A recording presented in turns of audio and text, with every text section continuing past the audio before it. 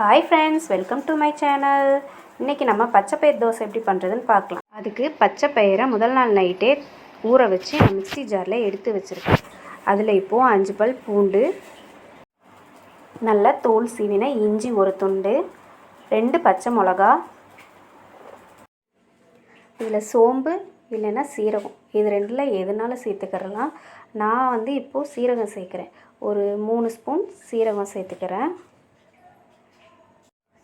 வாசனைக்காக கொத்தமல்லி தழைகளை நல்லா கழுவிட்டு ஒரு கைப்பிடி அளவு கொத்தமல்லி, ஒரு கைப்பிடி அளவு கருவேப்பிலை சேர்த்து இப்போ நம்ம இதை நல்லா தோசை மாவு பதத்துக்கு அரைச்சிக்க போகிறோம்.